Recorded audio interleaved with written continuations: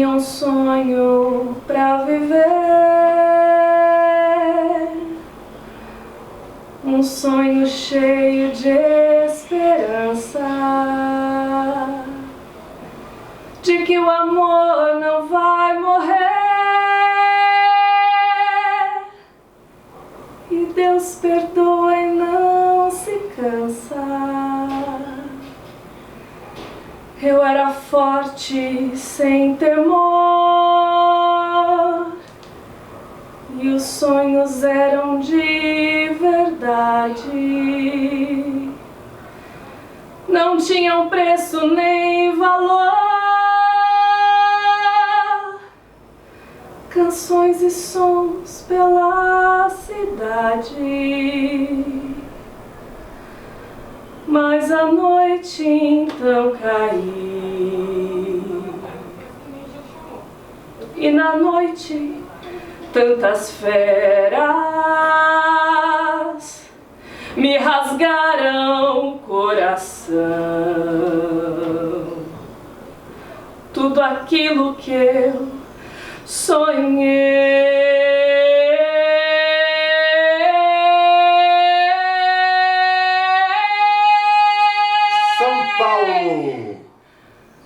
Pauliceia desvairada, poesia concreta, sampa, concreto, afeto, teatro. Carol Carvalho, bem-vinda. Essa música eu cantei num espetáculo que a gente fez em 2018, 2019, que chamava Do Abismo às Estrelas, que é de um livro, adaptação para teatro de um livro psicografado pelo Divaldo Franco, do Victor Hugo. E foi uma homenagem, não tem isso no texto, mas o diretor quis colocar um pedaço dessa canção, que é dos Miseráveis, né, que também é do Victor Hugo. E a personagem que eu fiz e que cantava essa música é muito sofrida, assim, uma mulher jovem e que foi para as ruas, se prostituta, usa drogas e que estava fazendo um aborto. E no espetáculo ela morre fazendo esse aborto. E aí depois que ela morre aparece como se fosse esse pedido de que não, a vida acabou, né? É engraçado que eu te conheci menina, né? Bem menina no espetáculo. 18 anos. 18 anos, uma menina. Uma menina. E com 42 continuo praticamente uma menina. Ainda uma menina. Um sanatório para Freud, né? E aí depois você migra para o Teatro da Solidão Solidária, que tem a ver com a exclusão total de homens, mulheres, crianças em situação de rua, refugiados. E anos depois você faz esse espetáculo que tem tudo a ver. Mas eu li uma vez um livro do Fauzi Arap, Mare Nostrum, e que ele fala que a gente escolhe, o artista, né, escolhe as suas obras. O mundo faz que as obras aparecerem na sua vida no momento que você está preparado para aquilo e você escolhe a obra, então é tudo muito ligado. E todos os espetáculos que eu fiz ao longo da minha carreira, tudo tem esse olhar. Foram poucas vezes assim, que eu fiz alguma coisa que não tinha esse olhar mais social, esse olhar mais humano, então faz parte da vida, né? Carol Carvalho, você transita, né? Você é autora, é cantora e é atriz. De onde vem? Quais as tuas influências? De onde vem essa jornada? Na família tem? Não, na família não tem. Eu acho que eu comecei a entender o sentido disso quando num dos encontros do Teatro da Solidão Solidária tinha uma mulher africana e que ela fala que na África não é dissociado. Tudo é você fazer dança, teatro, música, circo, é tudo arte, é tudo ligado. E no Brasil a gente divide, né? Mas eu me considero uma artista, eu trabalho com isso desde os 13 anos. Então fazendo teatro, cantando no teatro, e aí eu fui fazer comercial de TV, e aí eu fui me dublar, e aí comecei a entrar em estúdio de locução. Então eu acho que é tudo meio junto, assim, eu não consigo nem separar muito os trabalhos. Eu não consigo fazer uma peça de teatro sem pensar na qualidade vocal, que se eu fosse só locutora eu pensaria só nisso. E aí eu canto, e aí o meu preparo vocal para fazer uma locução também é ligado ao teatro. Eu não sei separar, eu acho que a vida fez tudo junto. Eu fiz faculdade de artes cênicas e depois de música, porque também era o que eu queria fazer. Não sei pensar diferente nem dissociado. Então vamos assistir um pouquinho do teu espetáculo aí. Lindo, lindo. Um sonho cheio de esperança, de que o amor não vai morrer, e Deus perdoa e não se cansa. Eu era forte sem temor, e os sonhos eram de verdade. Não tinham preço nem valor, canções e sons pela cidade. Mas a noite então caiu, e na noite tantas feras me rasgaram o coração. Tudo aquilo que eu sonhei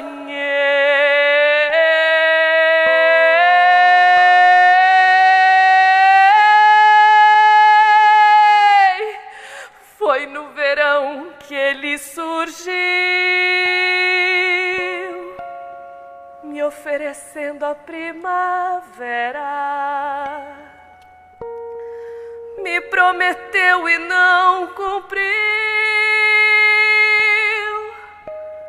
pois foi embora e eu fiquei. Eu tinha um sonho pra viver, mas eis que a vida foi mais forte. De repente eu acordei.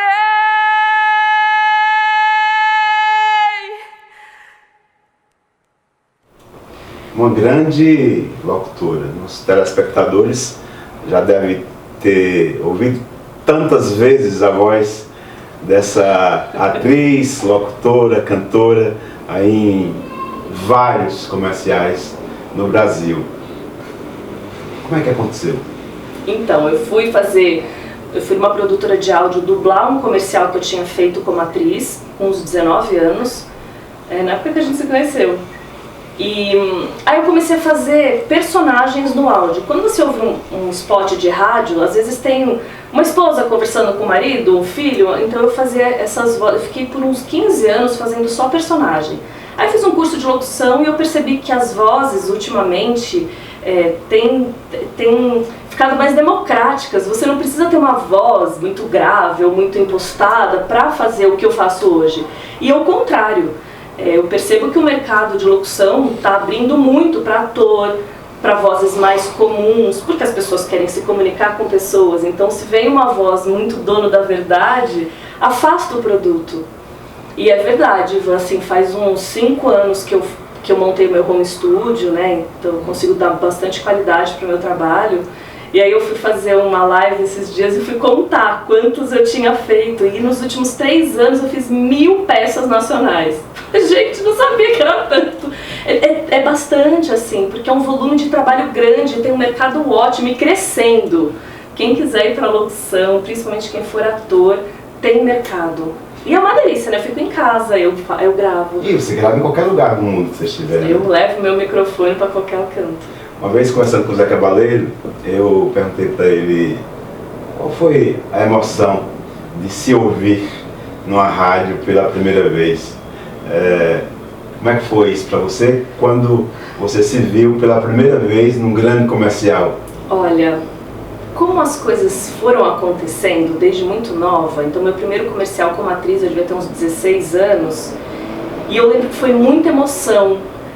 Naquela época, assim, com 16 anos, e depois, eu acho que fez tão parte da vida, que eu até ouço assim, algumas pessoas falando, mas sua voz está ali, aqui, é uma missão, assim, um trabalho, uma função como artista. Então, eu não tenho mais tanto, eu gosto de ver o que eu fiz, eu gosto do trabalho, eu gosto de saber se cumpriu a função. Mas o que mais me encanta é, por exemplo, pegar trabalhos, eu fiz agora um com a minha filha, que era sobre o patriarcado. É um vídeo americano e a gente fez a voz em português. Então eu fiz com ela e falava a história do patriarcado. E aí quando vem uns trabalhos assim, pra mim me emocionam muito mais e me colocam muito mais sentido do que eu vender a oferta de R$39,90, sabe, na TV. Então, por isso que é legal fazer um monte de coisas que algumas te trazem, algumas dão a vantagem financeira, né? Quem paga as minhas contas é o R$39,90, mas o que eu faço como artista com mais prazer são esses textos que dizem alguma coisa, né? Então a voz está na TV, é legal, mas quando tá com uma mensagem legal eu acho mais interessante. Eu sei e torci também, porque é um artista fantástico, foi o vencedor, o Emicida, né? Mas durante essa semana o coração ficou pum, pum, pum, torcendo por um parceiro. Como que é essa parceria entre você e esse parceiro a quem me refiro? Então, meu marido, Fran, ele tem uma produtora de áudio, ele é formado no Célia Helena, ele é ator, a gente se conheceu no espetáculo que a gente fazia um drama expressionista de forma épica. Assim, foi a peça, a gente estudou 2 anos o livro do Inácio de Loyola Brandão, Não Verás País Nenhum, e adaptamos para o teatro, foi uma coisa linda. Eu conheci meu marido há 18 anos nessa peça, e aí ele montou uma produtora de vídeo, saiu, não é mais ator, não quer mais saber, só atrás das câmeras, e eles fazem, a produtora que ele é sócio, chama Gogacine, faz trabalhos muito legais, assim, muito ligado à música. E eles fizeram o documentário Sandy Júnior, o que estreou ano passado, que foram 7 episódios, que foi muito legal, muitos acessos, com uma baita dupla nacional. E a gente estava torcendo porque eles poderiam ser chamados para concorrer ao Emmy. E foi o Emicida e foi Tá Tudo Certo. Eu também assisti, acho que é lindo, lindo. Mas pessoalmente a gente fica querendo puxar a sardinha pro nosso lado. Mas nesse caso, eu entendo que é uma premiação internacional e é só uma indicação a princípio, mas a gente sabe que pro produto cultural brasileiro ser indicado em alguma coisa internacional é um caminho longo, né? Assim, é um percurso. E acho que essas barreiras estão sendo avançadas. Então eu fiquei super feliz também pelo Amarelo. Eu acho que o Emicida merece também. Tomara que ganhe. O que é que Carol Carvalho veio fazer nesse planeta? Eu acho que eu vim ser ponte. Eu percebo que de onde eu vim, assim, de uma família estruturada, que eu poderia ter um tipo de vida A, mas tem tanta gente com um tipo de vida B, e eu sinto que eu tenho uma missão de fazer essa ponte, porque às vezes as pessoas da vida B têm mais dificuldade em chegar nessa outra vida. Então eu me sinto muito ponte em vários momentos, assim, quando, sei lá, no meu Instagram, que eu tenho trabalhado bastante, assim, eu recebo contatos de pessoas do Brasil inteiro, por exemplo, com o sonho de querer ser locutor, de querer ser ator ou dublador e tal, e eu conheço algumas pessoas, então, assim, essa ponte em todos os âmbitos, desde uma ação mais concreta de, por exemplo, o projeto Meu Irmão Voltou Pra Casa, que vão ter pessoas de todos os lugares, mas eu me sinto essa ponte, humildemente, porque eu sei que é só um processo, assim, não tem nada de... Eu nasci num lugar que é diferente de outras pessoas, e que tem outras pessoas que, né? Então, acho que é isso, sinto isso. Teatro, o grande teatro. O que é ser uma artista brasileira de São Paulo? Olha, é um desafio pelos motivos óbvios inicialmente, então de você ter dificuldade em montar um espetáculo, colocar em cartaz, as leis de incentivo vieram para possibilitar, mas também, se você não tem uma lei de incentivo, inviabiliza, assim, entrar em cartaz. Eu nunca fiz um teatrão com muita gente, com patrocínio, com estrutura, com público na porta querendo entrar. Eu já cancelei muitas vezes espetáculos belíssimos, com uma baita mensagem importante, e que a gente cancelou porque não tinha público nenhum. Porque quando tem um, eu sou do voto de fazer, porque essa pessoa foi lá assistir a gente. Então, e já aconteceu algumas vezes. Aí dá uma frustração de você falar que é todo um processo, né, toda uma dedicação. A gente sabe que é uma dedicação enorme para um retorno que você não sabe o que vai ter, né? Financeiro a gente sabe que é mais difícil, mas se tivesse pelo menos chegar nas pessoas, já seria um retorno.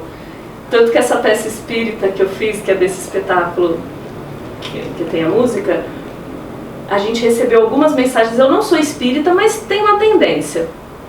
E esse espetáculo mexeu muito comigo. E algumas pessoas vieram falar pra gente que era um espetáculo de cura, mas não pra quem tava aqui. Então a gente brincava, às vezes tinha pouca gente na plateia, a gente não, tá lotado, a gente só não tá vendo.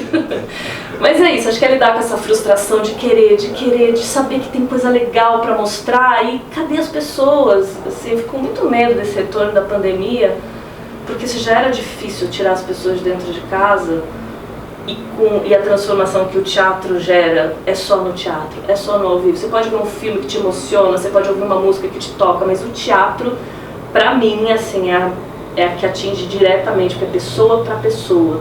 Não tem barreira, olho no olho, não né? não tem intermediário. Então, Ouvi o grito de uma mulher na hora do parto e pensei, a mulher erra exageradamente quando pensa ser igual ao homem. Ela é superior. Nesse instante, Carol, em que estamos celebrando a vida, a arte, a música, o teatro, a dança, as artes plásticas, uma mulher está sendo assassinada, está sendo torturada e às vezes pelo seu próprio companheiro. O que é ser mulher num país latino-americano? O que é ser mulher no Brasil? eu não tenho... Eu acho que eu seria hipócrita se eu falasse que eu sinto na minha vida. Eu sou uma privilegiada, eu sou branca, classe média, tenho as minhas defesas. Se em algum momento aconteceu qualquer início de agressão ou de alguma coisa, eu soube me defender. Então, Ivan, eu sofro pelas outras mulheres que não têm como se defender. E é perto. Eu tenho muitas pessoas que eu conheço que também são brancas, classe média, e que também sofreram. Então foi também uma sorte de ter passado até agora ilesa em alguns casos. Mas tenho uma grande amiga que acabou de sair de casa porque eu estava apanhando do marido. Ela não tinha como. Junta um grupo de amigos, por isso que esse projeto, né, o Meu Irmão Voltou Pra Casa, é para todo mundo. A gente se cotizou em algumas amigas. Fala um pouquinho desse projeto, Meu Irmão Voltou Pra Casa. Tá. Só nesse caso, assim, a gente juntou para tirar ela da casa dela com os 2 filhos. Não tinha condição de ficar, mas ela tinha amigos que podiam, nesse momento, estender a mão para ela. E a pessoa que não sente que tem essa rede de apoio é muito só. E é muito mais difícil. Quando você pode estar todo lascado, com várias questões, mas se você sabe que você tem com quem contar e com quem dividir a sua dor, a sua angústia, é o começo da sua cura, da sua recuperação. Então, esse projeto, né, que é para tentar juntar pessoas de vários lugares para mostrar para essa 11ª pessoa que ela tem essa força dentro dela, que todos temos, mas a gente fica sendo na vida, trabalhar com criança, né? A gente estava conversando, trabalhar com crianças, as crianças, assim, elas vêm, é tudo igual, é tudo do mesmo jeito, a vida, né? Eu fui muito tempo voluntária num abrigo em São Bernardo, que é de crianças que foram para lá por diversos motivos. E aí você fala com a criança de 7 anos, por que ela tá lá, né? Ela acha que ela fez alguma coisa de errado. Ela fala, eu tô aqui porque eu não fui uma filha boa e meu mãe me batia, eu não fui uma filha boa e meu tio fazia coisa comigo. Então, assim, é um desespero pensar que a vida pode ser tão cruel com tanta gente. E a gente tem que... Quem consegue, né? Tem que se juntar. Tem que se juntar. E é o que a gente sempre troca, né, Ivan? O óbvio é a pessoa em situação de rua, que é o limite, né? O limite da solidão. Porque ele não tem nenhuma parede para amparar. E essa solidão existe em vários lugares, né, em várias classes sociais, em vários segmentos, mas essa solidão da rua, você pode falar que pode ser como uma pessoa que tem uma outra condição, mas não é. A dor pode ser a mesma, mas as possibilidades e a chance dela sair daquele lugar é só com apoio. Difícil, sozinho. Havia uma menina caminhando pela rua, eu vi. Ela tinha 8, 9 anos. Chamava-se Carol Carvalho. Nessa travessia, Carol Carvalho. O que essa Carol Carvalho, dessa menina, trouxe até aqui?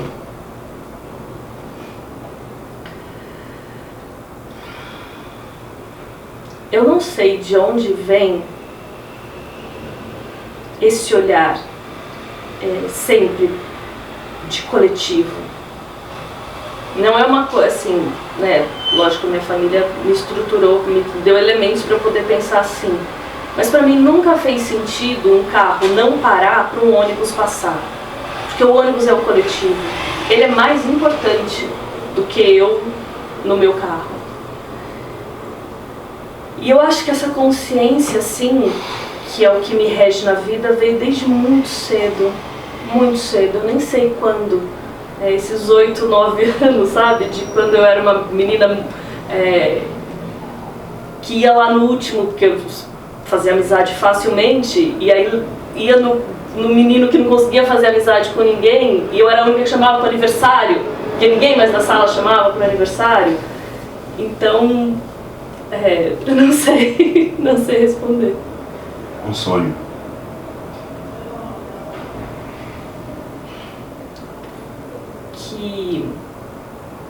Que as pessoas se possibilitem, se permitam sonhar, ser vulneráveis e de preferência ligado a alguma coisa artística, porque eu acredito tanto que a arte transforma.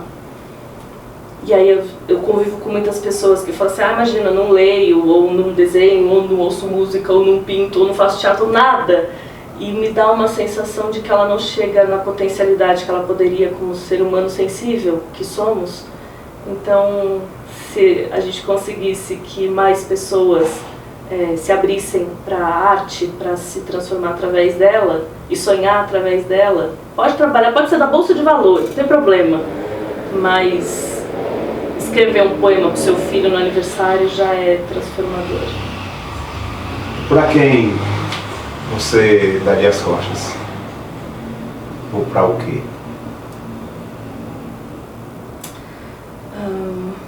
Dar as costas, deixa eu pensar. Qualquer tipo de violência física me desestabiliza bastante. Assim, eu até falo com os meus filhos que eu não sei, eu não grito. Assim, eu só extravaso uma energia um pouco mais agressiva no teatro, por isso que eu preciso desse lado, né? Shentei, Shuitá, dá uma boa de Setsu, eu preciso do teatro. O teatro é o meu Shuitá, que nessa peça do Brecht tem a Shentei, que ela é a boazinha, ela é a que faz o bem, é a que vem de fiado, e o Shuitá é o tio, que é ela mesma, vestida de chuitá para não se deixar ser levada. Então, o teatro é o meu equilíbrio, mas eu fico vendo às vezes filmes de guerras, assim, eu não consigo lidar com violência física. Se tem alguém que começa a falar, que sei lá, a gente tá aqui, alguém começa a conversar mais alto e eu percebo que aquilo pode virar alguma coisa, assim, eu não sei, não lido com isso. O Conversa com o Poeta de hoje, o tema é travessia. Queria agradecer à Prefeitura Municipal de Camaçari, à Secretaria da Cultura, por essa oportunidade ímpar de ser ponte. Estamos em São Paulo, com Carol Carvalho, para você. Obrigada. Gratidão. Prazer estar aqui, muito legal, obrigada. Até daqui a pouquinho.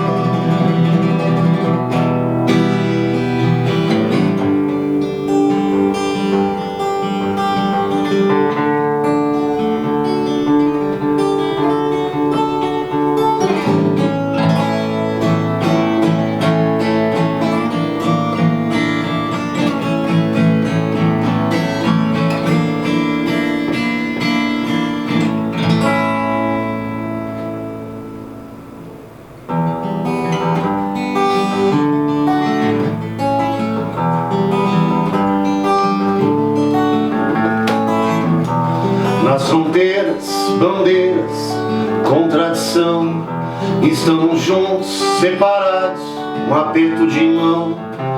Nos olhares, uma lágrima cai no sol da manhã. Ao lançar da janela desperta um beijo molhado no ar.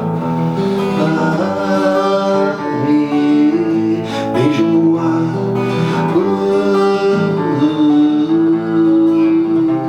Onde estou? Como está? Onde vamos chegar?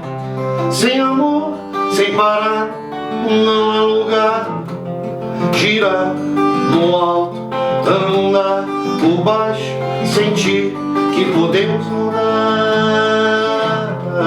Me toque ao sonhar, provoque ao tocar, ao avesso, deixe no ar.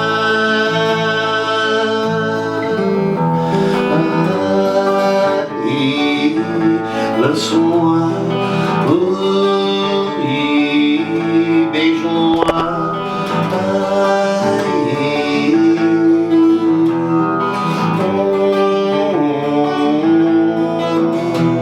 Pelas ruas desertas, a solidão, intolerância, um irmão cospe no chão. Onde estou? Como está? Onde vamos chegar? Sem amor, sem parada, não há lugar.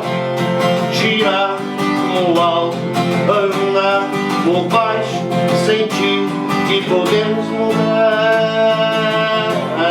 Me toque ao sonhar, provoque ao tocar, ao avesso, deixe no ar.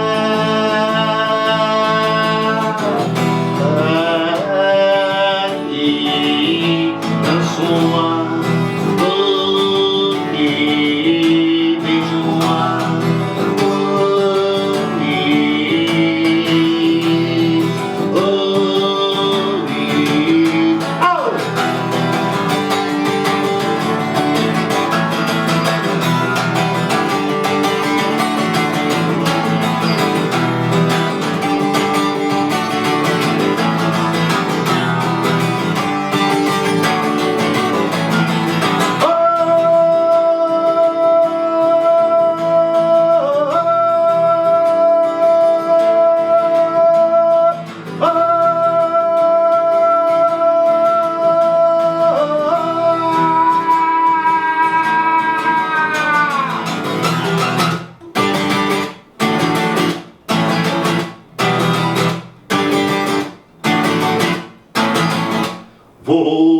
vem.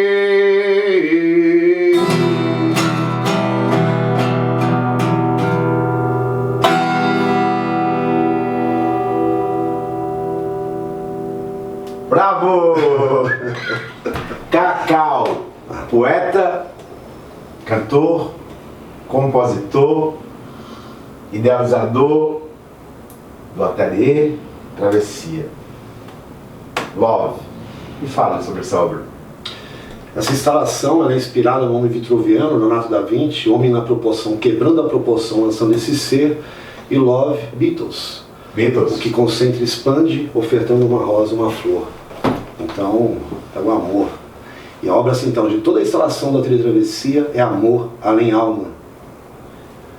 Eu queria dizer que estar aqui nesse espaço, nesse templo da cultura, das artes, é um prazer, entrevistar, uma honra, uma alegria. Nós tivemos alguns artistas plásticos, pintores lá de Camaçari, da cidade onde moro, que fizeram uma exposição linda em Roma, na Galeria Santo Agostinho, que foi super bacana. E eu gostaria de trazer esses artistas plásticos para o seu ateliê, fazer uma exposição aqui. Eu queria que você convidasse esses... Já estão convidados. A partir do próximo ano, com toda essa retomada, né, aos poucos, né, abrindo aqui o espaço, e além da parte uma casa toda na instalação artística, eu vou abrir também o espaço nesse próximo momento do Travessia, porque aqui na verdade é uma galeria particular onde eu faço as minhas experimentações e exposições.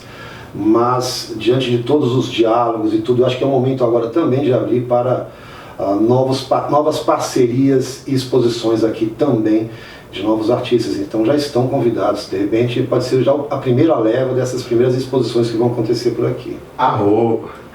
Artistas plásticos de Camaçari, pintores... Estão convidados. E público, telespectadores, eu queria convidar vocês agora para assistir esse vídeo lindo.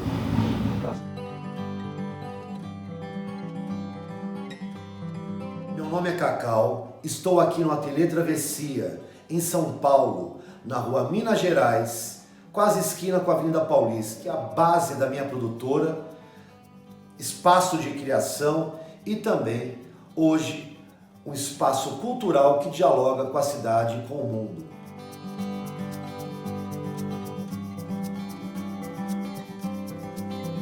Sou músico, compositor, poeta, artista visual. O fio condutor da minha obra é a poesia. Para mim, tudo é música. Hoje, o Ateliê Travessia tem a instalação intitulada SOS SOS. SOS, um pedido chamado de ajuda, salvem as almas, e SOS, a leitura do SOS, que não só, mas sós, como estamos na nossa jornada. E a obra central de toda essa instalação é Amor Além Alma. Tornando-se cenário para os encontros de música autoral, que nesses últimos 3 anos já passaram mais de 100 artistas do Brasil e da Europa, encontros de filosofia, palestras, lançamento de livros, harmonização de vinhos com obras de arte, os primeiros toques da infância. Tivemos aqui muitos momentos preciosos desses últimos anos. Hoje é um espaço cultural que dialoga com o Brasil e com o mundo. É uma embaixada, muitas conexões e muita troca de conhecimento, inovação e transgressão.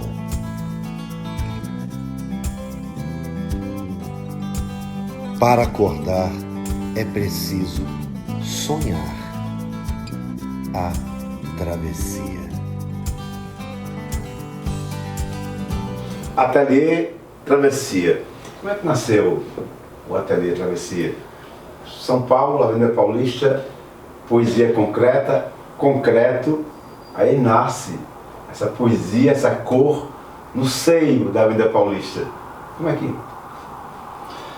Bom, foi de um reposicionamento, de um retorno aqui para São Paulo, eu cursei arquitetura aqui próximo, E sou um pesquisador da cultura popular, o turista aprendiz do Mário de Andrade, Câmara Cascudo. Então, as manifestações populares foi uma relação assim, de pesquisa e de viagens, principalmente por Minas e Nordeste, muito grande. Também por isso as conexões musicais, né? Tanto dos mestres da cultura popular, mas também figuras como Dominguinhos, o Alceu Valença, pessoas da arte, das artes visuais também, e mestres, né? Da banda Cabaçal, Maneiro Pau, Rezado, tudo isso me encanta muito, a cultura brasileira e toda essa mistura, essa diversidade, todas essas cores. E aí eu tive uma temporada também que eu morei no Ceará, em Fortaleza, por conta disso tudo, mas também porque eu me envolvi com um projeto social com crianças e adolescentes lá. Eu mudei para Fortaleza por conta desse projeto social, que estava começando, que é uma história de vida. E depois de 10 anos, quase 10 anos, 8 anos, já estava muito dividido aqui entre São Paulo e Fortaleza. E com a necessidade também de, eu digo que ou era São Paulo ou seria alguma outra cidade que que fosse uma megalópole desses contatos, dessas relações, porque por mais que a gente tenha hoje a internet e tudo, é diferente de você estar no local, respirar este ambiente, as trocas, tudo. E eu estava passando aqui nessa rua, né, que é quase a esquina aqui com a Paulista, e vi que estava para alugar aqui. A princípio eu só ia trazer a produtora para poder dar continuidade na minha carreira musical e também de artes visuais, as exposições, os projetos. E a minha intenção era inclusive alugar uma garagem, um galpão para continuar as produções plásticas, né? E eu lembro que foi muito curioso, porque eu passei na frente dessa casa aqui, fiquei apaixonado, estava aluga-se, liguei, a proprietária mora aqui do lado, né? É direto com a proprietária inclusive, e aí começou o ateliê. Eu estou aqui completando 12 anos de uma travessia, por isso que chama Ateliê Travessia, e também provoco, porque a travessia não é no plural, a travessia é no singular, a travessia é constante de estar sempre em busca de, no movimento de, gosto da iminência de, né? E aí foi um rompimento mesmo, assim, forte, até por questão do projeto social, de uma história de vida. Não tenho filhos, mas inclusive você conheceu, né, Ivan, a Tapera das Artes, que é uma história de vida lindo, principalmente o foco lá é a musicalização e é uma relação de amor muito forte. Então foi assim muito complexo e difícil também essa atitude, mas ou eu ficaria lá diante daquilo que eu construí e refém da própria obra, ou transgredir, inovar para poder buscar novos caminhos mesmo, e principalmente pessoais de criação, de amplitude com a arte. E na minha trajetória também, nesse momento, eu já estava com muitos diálogos na Europa também. Já tinha feito turnê nos Estados Unidos, na Europa, já tinha ido para Montreal, um monte de histórias acontecendo, não tinha condições mais. Então eu resolvi trazer a produtora, e aqui virou espaço, meu espaço de experimentação, de produção. O primeiro e o segundo ano, muito assim, difícil, porque é como se eu tivesse, apesar de toda a trajetória, mas a minha equipe, toda a minha história ficou lá. Assim, eu fiz os carnavais em Recife, também Ceará, tinha essas... Mas foi um rompimento, até o meu último momento, que foi acho que 2009, aqui eu aluguei em 2009, que eu participei do Galo da Madrugada, e assim, eu tenho muito carinho por Pernambuco, tenho muita história com Pernambuco, com Recife, de novo, com todas as histórias, mas falar como Bob Dylan, assim, eu não sei se eu gosto da história do tira o pé do chão, né? Assim, eu acho que eu prefiro que a cabeça esteja mais conectada. Então, aquele público e o Galo da Madrugada, gostei muito de ter participado, mas a desigualdade social e toda aquela realidade, eu não dava mais. Então foi um rompimento com todas essas trajetórias, foram experimentações importantes de vida. E no carnaval seguinte, que foi em 2010, que foi logo que eu aluguei aqui, fui convidado de novo para fazer carnaval, Galo da Madrugada, etc. Eu falei, não vou conseguir mais. No entanto que meu nome era Cacau Brasil, e eu tirei o Brasil, e o Cacau também ficou separado. Houve uma ruptura também nessa assinatura, e também é provocativa, para não ficar mais vinculado nem com chocolate, nem com fruta, com nada. E tem gente que me chama de Cá, tem gente que me chama de Cal, então que seja outras possibilidades de leitura do meu nome. O Ateliê Travessia, eu tive a alegria, né, a honra de ter lançado um livro aqui, e você recebe, virou uma antena parabólica aqui, o seu ateliê, você recebe o mundo. O Ernesto da Boa esteve aqui, enfim. Sim. Quem você recebeu aqui? Tem uma travessia filosófica. Lá no Ceará, já era um lugar que a gente fazia muitas histórias. Então, assim, já tinha muitos encontros por conta desses diálogos todos, não só no Brasil, mas também os países da língua portuguesa, né? Então, você está falando da Guiné, Moçambique, sim, Cabo Verde, Portugal. Então, já fazia esses encontros lá, inclusive no Teatro José de Alencar, sim, um encontro da língua portuguesa que fiz lá com vários artistas da língua portuguesa. Mas completando, porque quando eu fui convidado para os carnavais, eu realmente rompi, fui para um ashram, quis fazer meditação, foi uma radical essa mudança. E aí começou mesmo essa embaixada, que é esse lugar que virou um lugar de troca de saberes, de conhecimento. Então, um ateliê que era, na verdade, um espaço de produção, de experimentação, onde eu estava apontando as obras, virou também um local de interlocução e troca de conhecimento. Então, todos esses, vamos falar da língua portuguesa, muitos artistas, Rui Madeira, componente de teatro de Braga, que não só já trouxe para São Paulo algumas vezes, mas é um grande amigo, grande parceiro, que é uma grande história do teatro em Portugal. O Festival Sete Sóis Sete Luas, que eu participei durante anos na Europa, que foi fundado pelo Saramago, também trouxe aqui para São Paulo. Então, muitas relações artistas também. O Fox do Brasil também ia acontecer agora, né? Também acabou não acontecendo. Mas o Ernesto Dabo, que é um mestre, foi uma honra imensa, né? Tê-lo recebido aqui. Mas muitos artistas, teria que agora trazer assim, e também não só na arte, aqui é de tudo, aqui é um diálogo transversal, aberto a tudo, desde um morador de rua, sim, que vem aqui, que quer usar computador, até pode ser empresário, político, artista, não importa, o coração, é uma coisa a arte está aberta. Porque você transita aí por vários segmentos da arte, mas estamos falando agora de artes plásticas, enfim. Uma coisa que eu acho muito bacana é essa acessibilidade, né, que você possibilita, inclusive para deficientes visuais, conseguir sentir a sua obra, né? Principalmente assim, a música para mim, tudo é música. Então assim, se eu tivesse que resumir tudo etc, seria tudo é música. Então aqui mesmo no ateliê tudo é música. Agora, os meus projetos plásticos, de artes visuais, as exposições, as instalações, eu provoco também nesses diálogos, diálogos sociais. Então, não só a minha trajetória com crianças e adolescentes, a tapera, etc., mas sempre tive esse diálogo de provocar nesse sentido. Então, no Museu da Língua Portuguesa, em 2010, quando eu fiz a primeira exposição com acessibilidade e inclusão no Brasil, então que teve não só para deficientes visuais, mas intérpretes de Libras, para cadeirantes.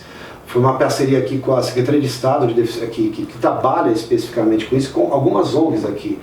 Então eu coloquei um túnel de 40 metros na Estação da Luz, que era toda com acessibilidade, audiodescrição. Aquilo mudou minha vida também, eu nem imaginava que ia mudar tanto. Ok, eu não estou vendo a sua obra, não consigo enxergar. Como é que você faz com que essa criança, esse homem, essa mulher, consiga, sem enxergar, ver a sua obra?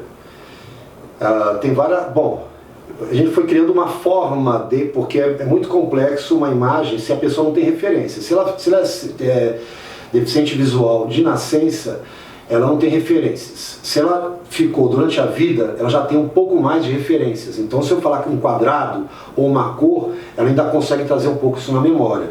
Mas a obra que nós falamos aqui atrás agora, Love, por exemplo, eu faço uma descrição da obra. Como? Eu não estou enxergando. No caso da exposição, eu fazia primeiro um disparador poético, uma poesia, depois eu fazia a descrição da obra e depois eu falava a poesia da obra. Eu não enxergo. Tá. Me apresenta a sua obra. Então aqui, neste caso, eu vou falar da obra O Love, que é essa instalação que está atrás da gente. Então eu tenho aqui uma tela que ela tem 1,80 m de altura e 1,50 m de comprimento. Ela é basicamente a cor que predomina nessa tela é o vermelho. No centro dessa tela tem um corpo de braços abertos, peito aberto, pernas abertas, se lançando a um infinito criativo. Em volta desse corpo um círculo, fazendo uma alusão, uma referência ao homem vitruviano do Leonardo da Vinci. E o título dessa obra se chama Love. em volta desse círculo eu tenho vários signos, imagens que compõem essa memória desse ser. Então eu tenho aqui desde pássaros, balões, peixes, flores, chaves, vários símbolos que compõem esse universo, números. Ao lado desse quadro eu tenho uma rosa de 1,60 m de altura, grande, gigante, que neste caso você pode tocar e sentir e perceber que tem o formato de uma rosa. E ao lado dessa rosa uma mandala, ela é circular, que no centro dela tem uma mão ofertando uma rosa. E esta obra também você pode tocar e sentir que no centro dela tem essa mão segurando uma rosa. Programa Conversa com o Poeta de hoje, o tema Travessia, entre ver com os olhos e ver com a alma. Daqui a pouquinho a gente volta.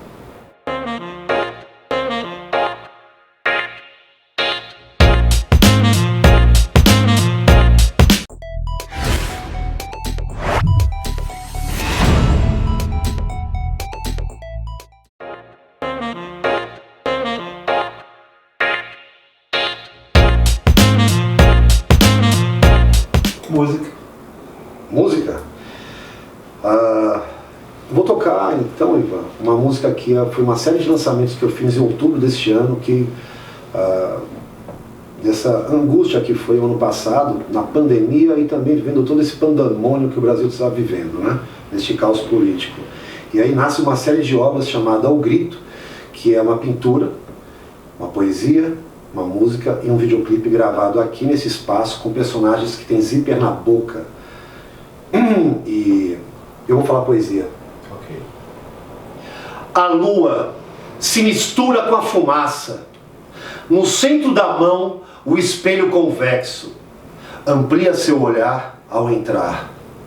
No fim do corredor, as luzes estão piscando. A polícia está na sua porta, à beira da loucura, a um passo do precipício. As feridas estão expostas. Lanço-me para outra margem. O espaço é pouco com tanto espaço. E se estivermos juntos, nada nos faltará. O amor prevalece, o amor prevalecerá.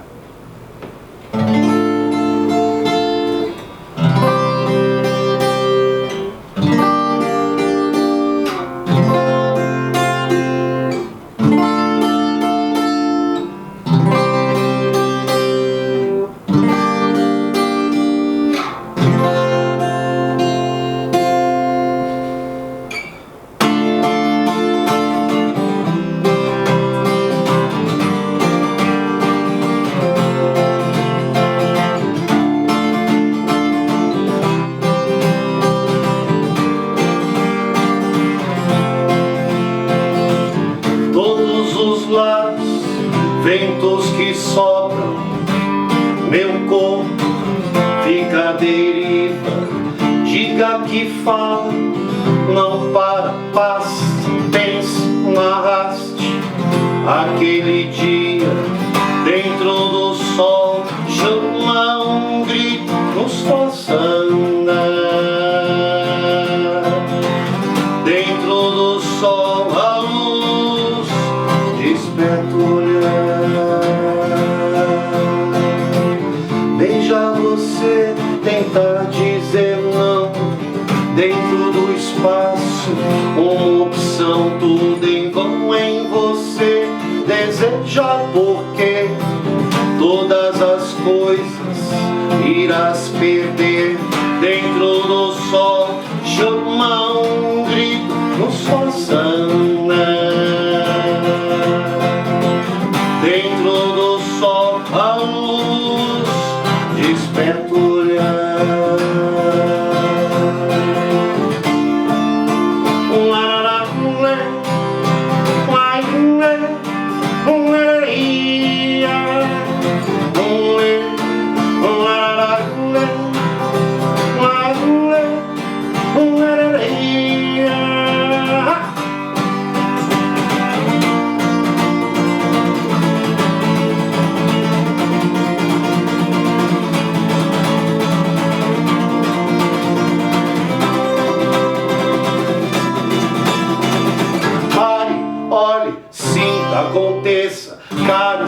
discute em cima da mesa, vinho derrama na cama, desfrute. Bocas que beijam o silêncio da noite, escutam.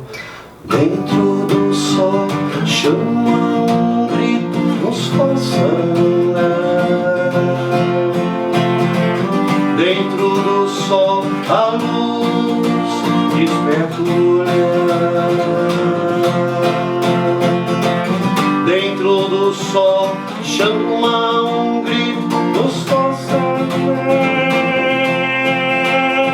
De braços abertos num labirinto me lança.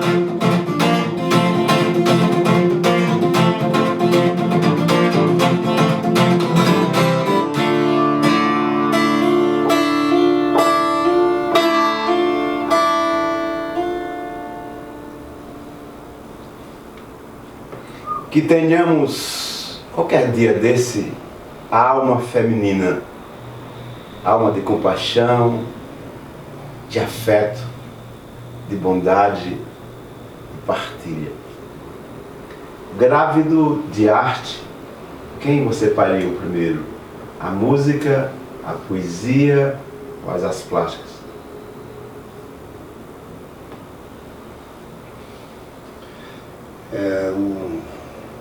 Acho que está tudo junto. É interessante essa pergunta, porque eu me pergunto também, você hoje está fazendo mais as visuais, mais música, está tudo nascendo junto.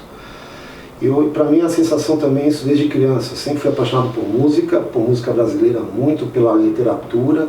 Então desde criança sempre lendo também muita poesia, Manuel Bandeira. Eu era apaixonado, tinha um livro Estrela da Vida Inteira que era de cabeceira. E sempre desenhei, então eu sempre pintei. Quando eu era criança eu fazia os cartazes da escola. Eu lembro que eu ganhava lanche eu estudei no colégio de freira, né? E eu lembro que as freiras pediam para eu fazer desenho na hora do recreio. Eu, em vez de jogar bola, eu estava fazendo desenho para elas, assim, de árvores, essas coisas, que elas incentivavam, viam que... E eu também ganhava lanche, né? Eu ia merendar com elas, junto com elas também. Então, já tinha até, inclusive, já rolava até uma troca. E é complexa essa pergunta, porque para mim é como se tudo isso tivesse, né? E todas as minhas criações normalmente... Grávido de trigêmeos. Tudo nasce, a criação mais recente agora que é Estrangeiro Passageiro, que é uma obra, já nasceu com música também, que até foi com piano e baixo, porque precisava ser com piano. Então elas vão nascendo dentro elas nascem. Quando eu vejo igual o grito, quando tem uma poesia, às vezes vira música, outro trecho da poesia vira também vai para as artes visuais. Mas a sensação de que elas sempre estiveram muito presentes, né? Quando eu fiz arquitetura, no primeiro ano já eu montei um grupo de teatro amador, comecei a escrever peça, fazer música para isso. Então, e também fazer cenário. Deixei a arquitetura para fazer teatro primeiro, e eu escrevia peça, fazia cenário, ficava fazendo música, eu ficava doido naquele universo, e estou até hoje. Você ainda há pouco restou um poema lindo, você tem um livro publicado, 2 livros, um livro? Eu tenho o Mistério Tem Poesias, que foi lançado pela Fundação pela editora Fundação Demócrito Rocha, aqui em 2008, na Bienal, que foi também base dessa exposição, que aconteceu no Museu de Língua Portuguesa, depois no Metrô Ipanema no Rio e também no Dragão do Mar, todos com inclusão e acessibilidade. Então, também é uma exposição que não era só de pinturas, ou de obras, ou de esculturas. Ela tinha performance, tinha instalação, que eram os pilares da poesia, onde nada tocava o chão, nem o teto. Então, vídeo instalação. Então, já nascia com essa... E o livro mais recente, que eu agradeço inclusive a você, porque eu tenho muito carinho e admiração pelo convite, que foi logo em seguida do lançamento da escultura do D'Água, né? Que é a primeira de uma série que está na entrada do Parque Taquaral em Campinas, que ela tem 9 metros, é de aço, inox, cinética, sonora, e que também foi a imagem dessas últimas poesias e ilustrações aqui, que foi lançada pela editora Calango. Então, e com todo o prazer, a honra, inclusive, de ter feito uma pequena turnê, uma maravilhosa, imensa turnê no Nordeste com você e com a presença do nosso querido amigo, que eu amo muito também, como você, que é o Dan Ribeiro. Nosso editor, né? E foi uma viagem, uma viagem das mais incríveis do mundo, porque a gente só ria, né? Então só tinha risada, só recitava e ria. Você tem alguns parceiros muito queridos, assim, né? Flávio Venturini. Você fez uma turnê nos Estados Unidos, linda uma turnê. Sim. Fala um pouquinho sobre essa tua turnê. Foi uma turnê muito especial. Comecei no Joe's Pub, em Nova York, depois foi seguindo, foram 7 cidades. E ela foi tomando corpo também, porque logo no primeiro show tinham vários jornalistas brasileiros lá também. Então quando eu fui chegando nas outras cidades, em Atlanta já tinha a limusine esperando. A galera teve um... E aí eu fui, no ano seguinte eu ganhei esse prêmio, que eu tive o prazer de... Assim, eu conheço o Toquinho, até o empresário dele, o Genildo Fonseca, ele foi meu padrinho de carreira lá atrás, desde o primeiro disco, que foi quando ele falou, você precisa conhecer o Alceu Valença. E conheci, depois de um ano. E fiz o show que o Toquinho era homenageado num teatro em Miami, assim, lindo. Foi uma experiência incrível essa turnê. E também de poder subir ao palco também com ele, né, com o Toquinho, né? Não tocamos juntos, mas eu ganhei um prêmio e ele foi homenageado naquele mesmo ano. E foi uma coincidência também incrível, né? Mas o Flávio Venturini, que um querido amigo, assim, e, a empresária dele na época também estava produzindo um disco meu, acabou que ficamos amigos. Para quem você viraria as costas hoje, depois de tanto tempo de carreira? Ou para quê?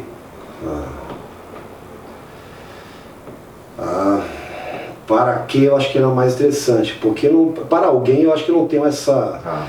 Para quê? Eu transmuto, inclusive vira tudo uma história engraçada, eu não tenho problemas de... É claro que essa história com o Fábio, né? Total, né?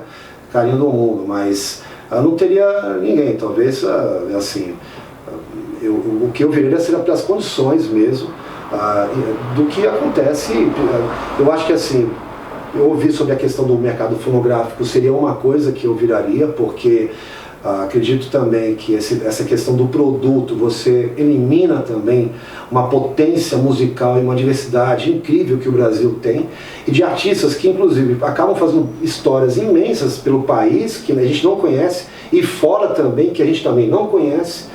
E é muito, assim, vejo com muita tristeza isso, essa falta de olhar para isso, para a cultura e para o investimento à cultura. Mas não só para isso, eu viraria as costas para a falta de amor, pela falta de empatia e por tudo que é esse reflexo nos últimos anos que ainda acontece no nosso Brasil. Depois de tanto tempo de carreira, de sucesso, turnês nacionais e internacionais, para quem ou para quê você viraria as costas hoje? Viraria as costas para a falta de amor e para a ignorância. E que acredito que a gente precisa ter muito cuidado cada vez mais com tudo que nós estamos vivendo, com o próximo, com a natureza e aquilo que possa expandir e conectar almas e a vida. E que a vida seja plena e divina, que seja respeitada. Então eu viraria as costas para a ignorância. Uma coisa que é muito bacana aqui no seu Centro Cultural, na Ateliê Travessia, que você, durante seus shows, você distribui borboletas, poesias, com poesias, né? Para quem você, hoje, no Brasil, daria uma poesia com essa sua borboleta? Para quem? Peraí. Aliás, eu tenho uma caixinha aqui, Ivan, que é a poesia nossa de cada dia, que são as borboletas poéticas. Deixa eu mostrar aqui, pai. Deixa eu mostrar aqui. Por favor. Olha.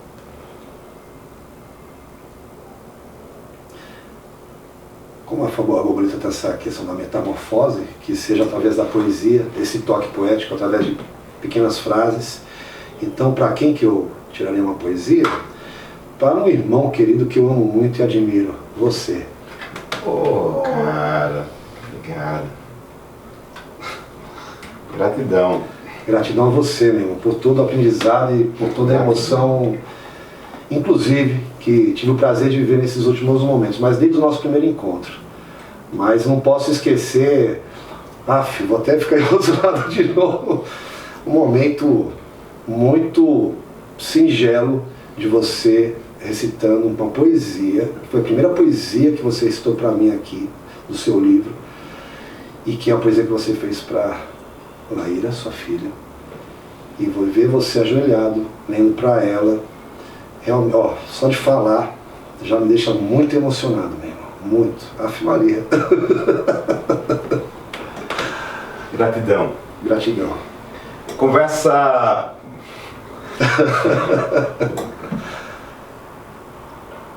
com o poeta de hoje, tema travessia. Gratidão. Gratidão. Gratidão. Gratidão.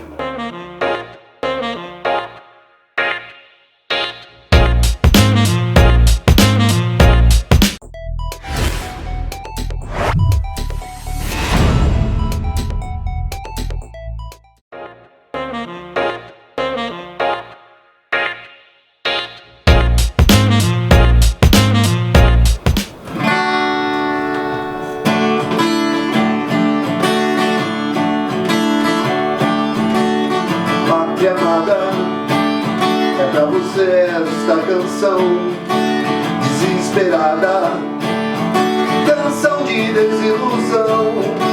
Não há mais nada entre eu e você. Eu fui traído e não fiz por merecer.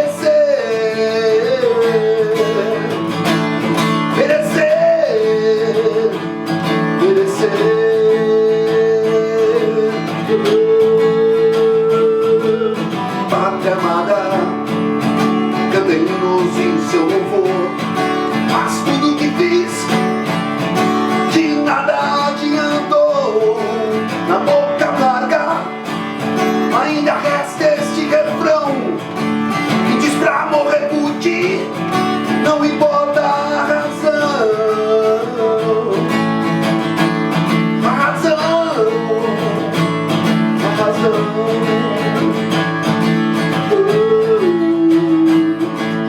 Pátria amada, como pude acreditar em palavras vazias e promessas soltas no ar?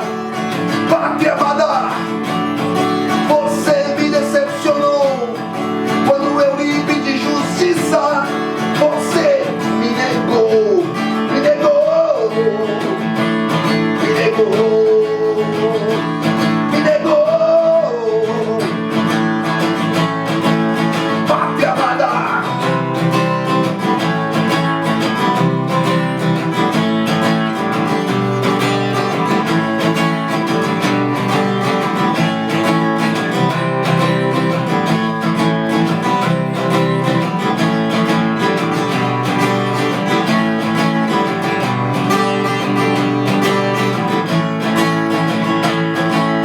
pátria amada, de quem você é afinal?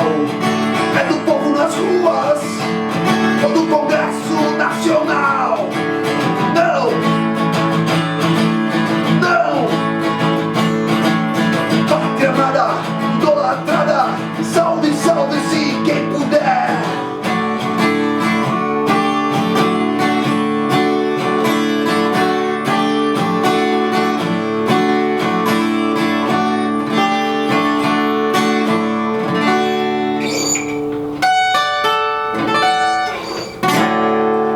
Era ele quem erguia casas, onde antes só havia chão.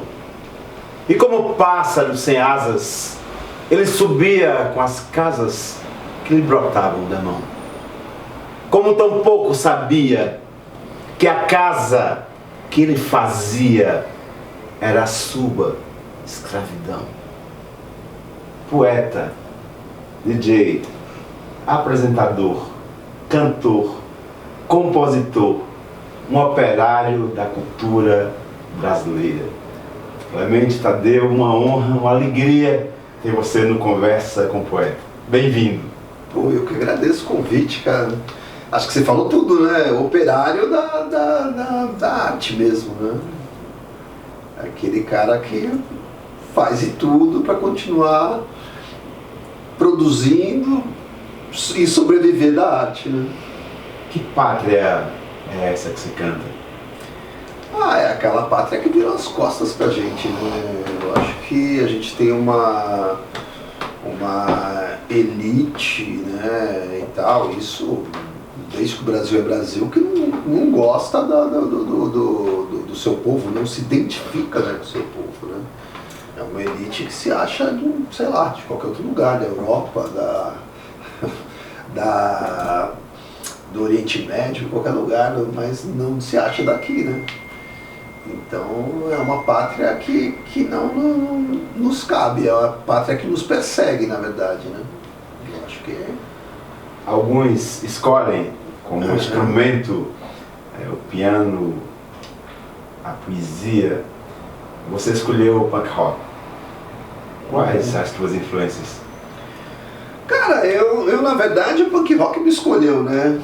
Porque eu comecei a ouvir rock em 1974 e tal.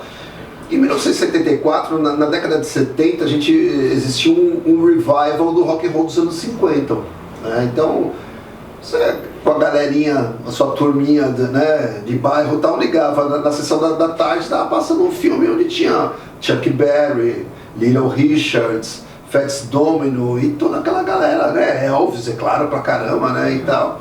Mas sempre tinha, né, aquela galera do rock and roll dos anos 50 e tal.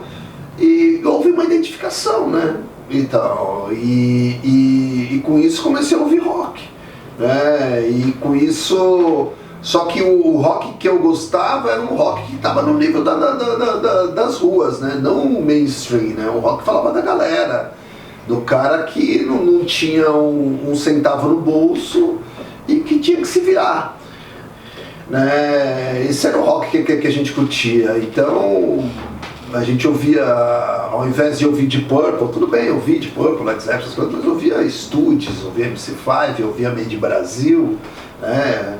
Então era o rock da galera mesmo, que não tinha um centavo no bolso, né, a galera da periferia e tudo. E quando chegou o punk, houve uma identificação, né? Porque os caras falaram, pô, esse é um rock daquela galera que não tem nada, que é feito com poucos recursos e tal. Eu falei, pô, é isso que eu sou faz um tempão, né? E aí a gente olha o visual dos caras, jaqueta de couro, jeans e tênis, era esse o visual da minha galera. Então houve uma identificação naquele momento, né? E tal. O tema do programa de hoje, do Conversa com o Poeta, é a travessia.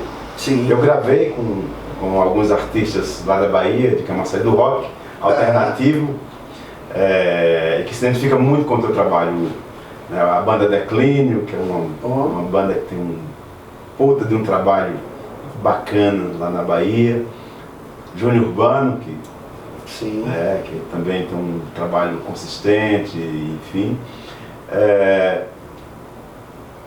O que você poderia falar dessas bandas que estão totalmente fora desse eixo São Paulo, Rio, mídia, que você trafega, mas você já tem hoje olhos que te observam, né, diante de uma carreira, né, sólida, enfim. Essas bandas que estão lá no cantinho dessas cidades do interior, no Nordeste, aqui do interior de São Paulo. Cara, são as bandas fora do eixo, né? Então é uma batalha maior, né? Mas se você pensar, a gente também era fora do eixo, né? O punk rock paulistano, brasileiro, nasceu na periferia de São Paulo, né? Então a gente ganhou destaque porque poucas vezes dentro da cultura oficial a periferia era a vanguarda, né?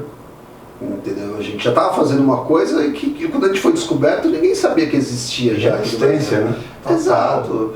E foi isso, né? A gente não estava preocupado com a cultura oficial, a gente estava preocupado com a urgência cultura, e fazer o que a gente achava que era legal naquele momento pra gente, né?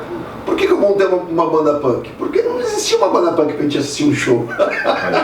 Entendeu? Então é louco, tava vendo um fanzine, né, e tal, porque o Inocentes é minha terceira banda, né? Minha primeira banda é o Restos de Nada, que é de 1978. Aí depois eu passei pelo Condutores de Cadáver, em 79 até 81. E aí eu tava vendo um fanzine, né, de 1980, né, do ano de 1980, e ele falando, não, muitos punks, né, foram ver o show do Condutores de Cadáver, foi o primeiro show que eles viram de uma banda punk de verdade, né. Então a gente criou uma cena, né, do nada, entendeu? Quando a gente foi descoberto em 82, a gente já tinha construído uma cena punk. Quando a grande mídia falou assim, pô, existem punks no Brasil e tal, né?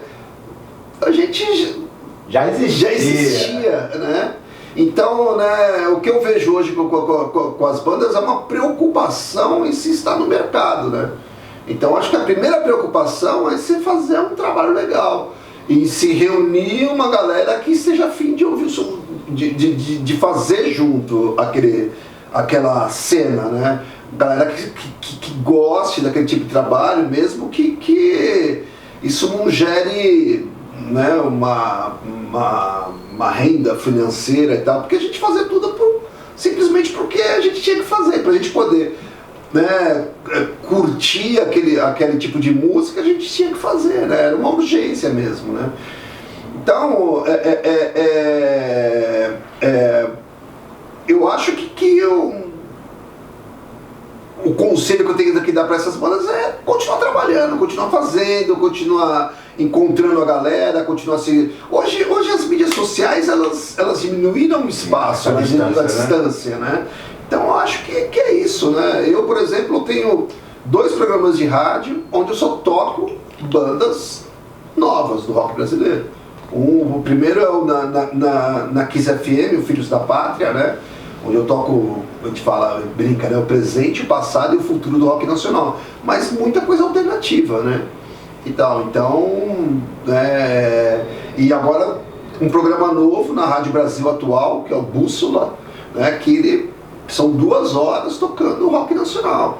Alternativo, né? E como era em 1979, o Kid Vinil, né, que na época a gente conhecia ele apenas por Antônio Carlos, que ele frequentava a nossa turma lá, ele começou um programa chamado Programa Kid Vinil, daí veio o apelido dele e tal, e começou a tocar punk rock, então começou a tocar aquelas bandas da época, então tudo começou de uma maneira alternativa, né? Mas o problema é que as bandas sempre têm uma expectativa de chegar ao grande mercado, de vender discos e de viver de música e tal. Eu acho que o primeiro momento é sempre você tá afim de fazer aquilo, tá afim de viver aquilo, né? Isso tem que ser de verdade, né? A tua música, ela tem um viés, um link com a literatura, né? Sim. O que é que você lê? O que você costuma ler? Cara, eu li de tudo, né? Eu com 15 anos já tinha lido George Orwell, já tinha lido... super atual, inclusive, né? Sim, nossa, eu tinha lido Revolução dos Bichos, eu tinha lido 1974, já gostava muito do... Ai, caramba, eu esqueci o nome do escritor que escreveu Lobo da Steppe, o... John Fante, né? Então eu lia muito o que caía na mão. Comecei a ler Camus também, muito novo. Lobo da Steppe é John Fante ou é... Hermann Hesse. Sempre gostei muito de Camus, né? Li tudo de Camus, né? A Queda, O Estrangeiro, né? Que é um clássico e tal, né?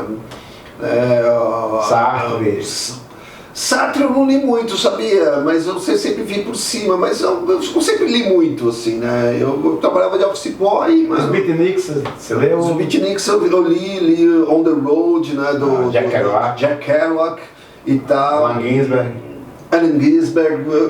Então, assim, eu gostava de ler, assim, e desde muito novo, né? Uhum. E tal, né? E gostava do existencialismo, dadaísmo, tudo que é ismo. Você hoje, eu falei isso no começo do programa, que você transita, né, como apresentador, como poeta, cantor, compositor, DJ. Como é que faz? De um lado, Os Inocentes. Sim. Depois, Plebe Hood. Como é que consegue organizar isso? Rapaz, rapaz, precisa pagar as contas. Aí você fala, pô, vamos lá nessa. Porque assim, as duas bandas não me tomam. Eu tenho que ter duas bandas pra tomar bastante tempo, né? Pra você ver, se eu fosse uma banda mainstream, né? Então eu já começaria a tocar na quarta, quinta-feira e tal, mas não, são duas bandas que, apesar da importância histórica, né? Elas são o que a gente chama de um top underground, né? Então o Inocentes, menor ainda, né? A Plebe vendeu muito mais na década de 80, então tem uma projeção muito maior e tal.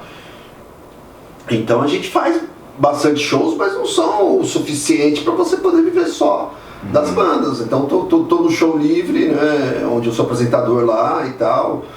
Tô no Show Livre há 17 anos já, desde da internet a lenha, né? A gente começou a fazer as primeiras transmissões ao vivo na internet em 2004, né? Quando você precisava de portal para entrar na internet. Então a gente foi produtor de conteúdo pro UOL, pro Terra, Yahoo, todos os portais. Em 2006 a gente foi um dos primeiros canais parceiros do YouTube. Então o Show Livre a gente transmitia. Em 2004 eu fiquei imaginando quem assistia, né? E o que assistia, né? Devia ser foto animada, né? Devia ser aquela imagem desse tamanhozinho que não tinha nem banda larga, né? E hoje o Show Livre é uma referência, né? na internet, né? O nosso canal é muito forte, né? DJ é uma brincadeira, eu não sou um DJ de verdade, né? Essa semana eu fui tocar numa inauguração de uma loja, né? Eu sou um cara que põe música, né? Eu fui tocar numa inauguração de uma loja do amigo meu, na Guadalupe, e foi o Will, filho o DJ do Racionais, esqueci o nome dele. Eu tô com memória. E não perguntar o Jimmy, mas o DJ do Racionais foi o filho dele tocar. Aquele menino era DJ de verdade, né? Sabia virar, sabia os beats, sabia. Eu sou um cara que põe música nas festas de rock, né? Pra garotada dançar. E é uma coisa que num determinado período foi muito legal, né? Porque por causa da Rua Augusta, as casas de rock, então sempre tinham bandas tocando, tinha pista de dança. Então foi uma maneira muito legal de se divertir e arranjar um cachê a mais, né? E tal. Em 2019 eu estreiei como ator, né, num filme chamado Ainda Temos a Imensidão da Noite, né, que é um filme que fala de uma banda de rock de Brasília e tal, e é um filme muito interessante porque montaram uma banda de rock pro filme. Olha. Né? Então os meninos são músicos, viraram atores, ou eram atores, viraram músicos, é uma confusão. E eles montaram uma banda pro filme, que é muito legal isso, sabe? Que teve a direção musical do Lee Ranaldo, do Sonic Youth, ele veio pro Brasil e tal, fazer direção. E o filme já está em todas as plataformas, tá? Se chama Ainda Temos a Imensidão da Noite, né?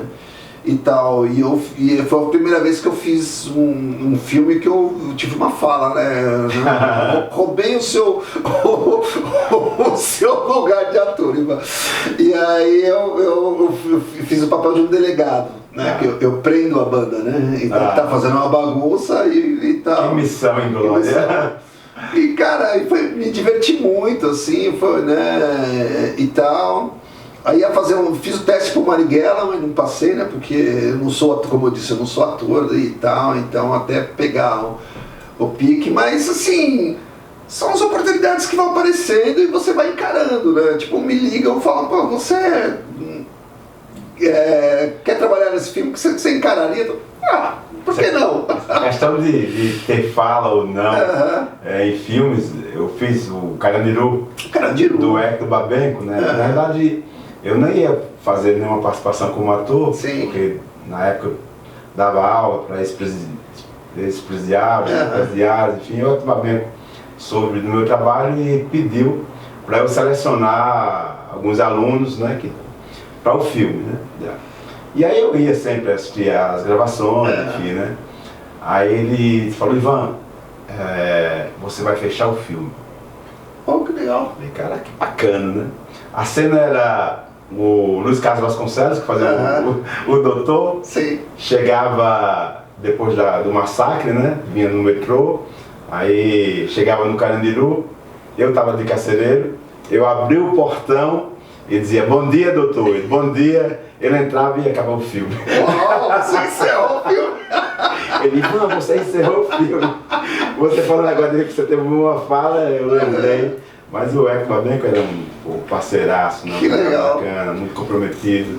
Cara, agora você falou do Carandiru, na época do Carandiru eu estava fazendo pela TV Cultura, eu era produtor musical do Musicaus, né?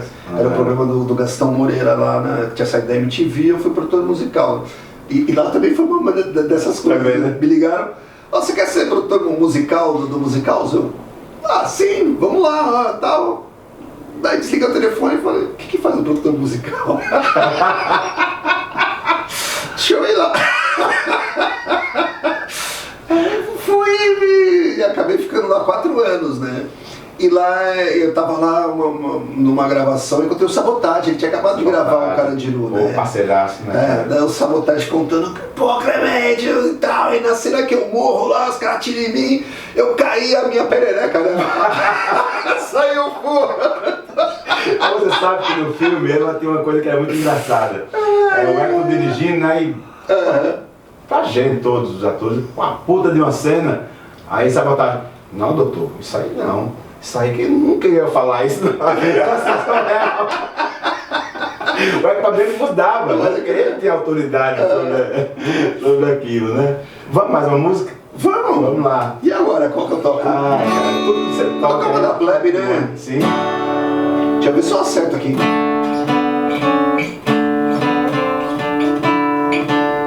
Acertei.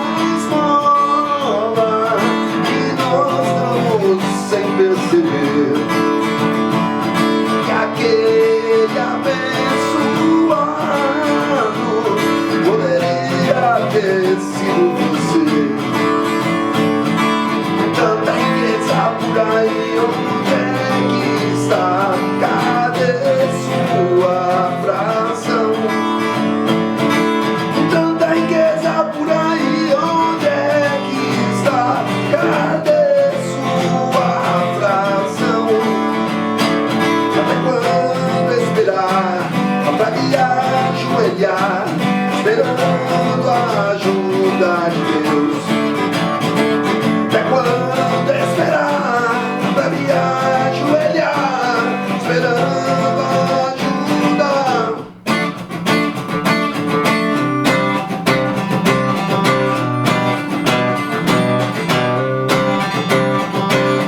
Posso vigiar seu carro, dividir trocados, gastar seus sapatos. Posso vigiar seu carro, dividir trocados, engaixar, yeah.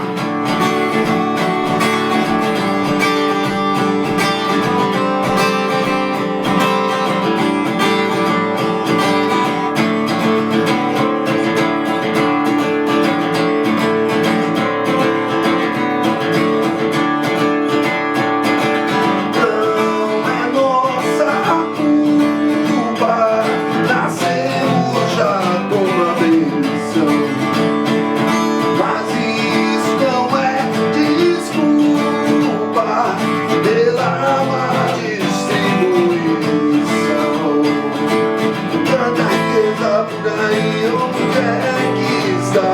cadê sua fração? Tanta riqueza por aí, onde é que está? Cadê sua fração?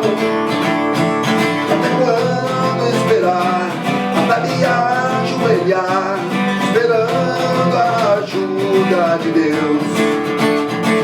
Até quando esperar pra me ajoelhar, esperando a ajuda do Divino Deus? 40 anos de estrada. Eu estava entrevistando o Elpidio Bastos, que é o diretor musical do Olodum, né? E eu perguntei para ele qual o momento assim, mais engraçado na carreira dele. Assim, ele falou que foi tocar num país da Ásia, enfim. E a banda desceu lá no aeroporto, pegaram um carro, um ônibus, caiu uns pedaços lá, né? E tem que passar por um rio. Mas de barco, uma canoa. Imagina, aqueles 30 tambores numa canoa.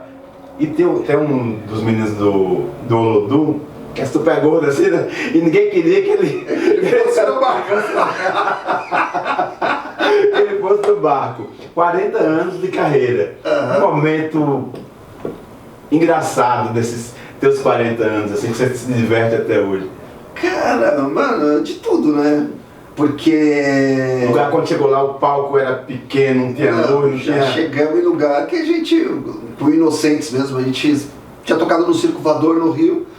Aí a gente foi tocar no interior do Rio de Janeiro, né? E pegamos um ônibus, uma van, não lembro o que era, não tinha van naquela época, né? E tal, aí entramos um pouco em Minas e tal, interior do Rio e tal. Aí chegamos num lugar pra tocar, né? Legal, lugar legal, olhamos o palco legal, pô, né? Bem interiorzão mesmo, tal, tomando cerveja. Eu olhava e falava, mas tem alguma coisa estranha nesse palco. Tá faltando alguma coisa. Quando a gente subiu pra tocar, rapaz, não tinha um amplificador. Nada. Aí o cara, mas precisa de amplificador? Precisa. Mas não ligando na mesa não fica mais puro o som? Não fica. E a correria pra conseguir, pra... Rapaz, aí tivemos que tocar, tudo ligado em linha na mesa, ficamos um som, o público assim com a nossa cara, vamos tocar logo, vamos embora. Tem um espaço aqui em São Paulo, que é na Rua Pamplona, Espaço Cultural Livre. Ah, sim. Né? Você lembra desse espaço? Eu lembro desse espaço. Acho que você tocou lá, né? Até o Aranha, que coordenava a parte de punk rock, enfim. Eu acho que você tocou lá. A gente fazia as oficinas de teatro da Solidão Solidária e o Aranha que fazia a parte de rock. 40 anos de carreira, para quem você daria as costas hoje? Esses 40 anos. Rapaz, desses 40 anos, acho que a própria indústria fonográfica, né, que é meio tacanha, né, e tal, poderia se investir mais na arte de verdade, né, e tudo, né. Porque você entra na indústria, você se transforma num produto, né, e tem que vender, né, e tal, né. Eu acho que... E acho que a indústria hoje paga o preço pela sua tacanhice, né, pela sua mentalidade pequena, né. Beleza. Eu queria agradecer à Prefeitura Municipal de Camaçari, à Secretaria da Cultura, ao Ateliê Travessia, esse espaço, esse centro de cultura na Avenida Paulista. E eu queria dedicar o Conversa com o Poeta de hoje, poderia ser a tantas bandas, tantos artistas da cidade, mas não tenho como fazer por causa do tempo. Então eu queria dedicar o Conversa de Poeta com o Poeta de hoje a você, Júnior Urbano, grande amigo, a banda Declínio e a Psicopop. Um beijo no coração de vocês e avante, avante. Clemente Tadeu, gratidão pela sua generosidade. Maria Flor, é a minha neta, entrevistei Clemente Tadeu. Gratidão, queridos. Palavras com você agora. Eu que agradeço o convite, Ivan. Um beijo, Maria Flor. Beijo pra você, menina. Gratidão, querido. É nóis. Até lá.